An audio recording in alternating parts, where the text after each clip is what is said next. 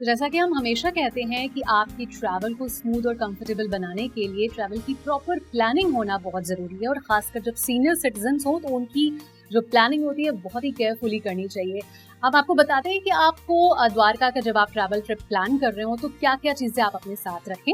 आपको अपनी personal belonging और पर्सनल ज़रूरत की चीज़ें तो रखनी ही है, साथ ही आप अपने टिकट्स, अपना पासपोर्ट, अपने ID कार्ड्स रखना ना भूलें। इसके साथ ही बहुत ही ज़रूरी है आप अपनी मेडिसिन्स रखें। वहाँ के वेदर को देखते हुए जिस भी मंथ में आप ट्रैवल कर रहे हैं तो आप एड ऑन मेडिसिन्स भी रख सकते हैं। साथ ही अपना मेडिकल प्रिस्क्रिप्शन अगर आप रख लेते हैं तो बहुत अच्छा रहता है, क्योंकि आप जिस एज में हो सकता है आपको वहाँ के मौसम से, वहाँ के एनवायरनमेंट से कुछ मेडिकल इमरजेंसी हो सकती है, तो ऐसी जगह पर आपका प्रिस्क्रिप्शन और आपकी मेडिकल रिपोर्ट्स बहुत काम आती हैं और बहुत कंफर्टेबल होती है और आपको वहाँ पर तुरंत ही मेडिकल जो सुविधाएं हैं वो उपलब्ध हो जाती हैं। इसके अलावा बात करते हैं लैंग्वेज की, तो गुजरात की रीजनल लैंग्वेज गुजराती है। अगर आपको डाउट है कि वहाँ पर आपको लोगों से कम्युनिकेट करने में प्रॉब्लम्स हो सकती है तो इसके लिए आपको टेंशन लेने की जरूरत नहीं है।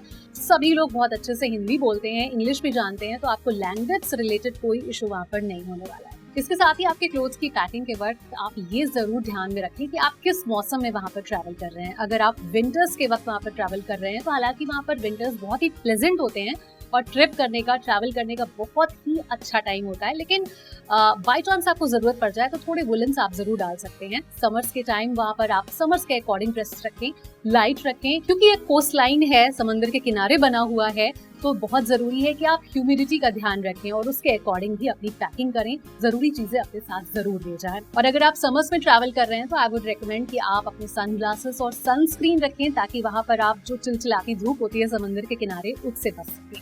अब बात करते हैं कि आप कैसे ट्रैवल कर सकते हैं, उसे कैसे कंफर्टेबल बनाया जा सकता है।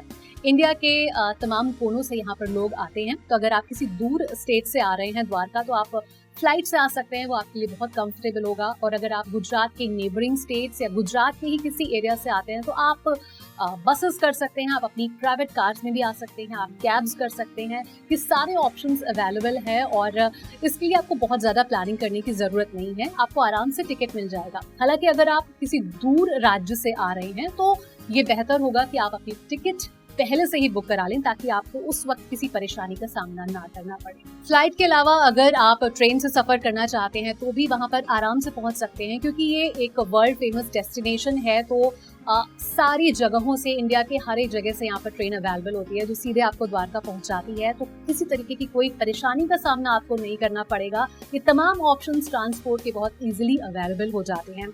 और अब बात करते हैं द्वारका में आपके स्टे की। तो द्वारका एक वर्ल्ड फेमस डेस्टिनेशन है। इंडिया में तो हर कोने से लोग यहाँ पर जाते हैं और थ्रू आउट द ईयर यहाँ पर इतनी भीड़ होती है कि आपको वहाँ पर रहने की किसी तरीके की कोई परेशानी नहीं होगी। बहुत सारे होटल्स हैं द्वारका में, आपकी रेंज के मुताबिक, आप अपने बजट के मुताबिक उनका चुनाव कर सकते हैं। आप 5 स्टार होटल्स में भी रह सकते हैं, मिड रेंज के होटल्स भी वहाँ पर अवेलेबल हैं। साथ ही अगर आपका रेंज कुछ कम है, आपका बजट कुछ कम है, तो धर्मशालाएं भी वहाँ पर हैं जहाँ पर आप अपना स्टे प्लान कर सकते हैं। इन होटल्स की खास बात यह है कि यहाँ पर गाइडेड टूर्स भी दिए जाते हैं, तो आप उन गाइडेड टूर्स का आनंद ले सकते हैं। गाइडेड टूर्स से आपको बहुत कंफर्टेबल हो जाती है आपकी ट्रिप, क्योंकि आप आसानी से जा सकते हैं। अगर आपने आइटिनरी नहीं भी बनाई है तो भी आपको कोई दिक्कत नहीं होगी, और वहाँ पर जो गाइड्स होते हैं वो आपको पूरी तरीके से हर जगह की इन्फॉर्मेशन देते हैं और आपकी ट्रिप बहुत ही कंफर्टेबल और स्मूथ हो जाती है। तो चलिए अब बात करते हैं कि द्वारका पहुंचकर आप किन किन डिशेस का, किन किन क्विजीन्स का मजा ले सकते हैं। चूंकि द्वारका एक रिलीजियस जगह है, एक धार्मिक तीर्थ स्थल के रूप में जाना जाता है, तो यहाँ पर आपको नॉनवेज नहीं मिलेगा, लेकिन फिर भी आपको चिंता करने की बात नहीं है। यहाँ पर वेज की ढेरों वैरायटी, बहुत सारे ऑप्शंस मौजूद हैं। इतने सारे ऑप्शंस मौजूद हैं कि जब आप जाते हैं तो आपको बार बार उन्हीं चीज़ों को रिपीट करने की भी ज़रूरत नहीं होती है। हम रिकमेंड करेंगे कि आप वहाँ की लोकल कुजीन्स, जो गुजराती कुजीन्स है, उसकी सारी वैरायटीज को ट्राई करें। और उसमें एक अहम वैरायटी है छाछ। आप छाछ को जरूर ट्राई करें।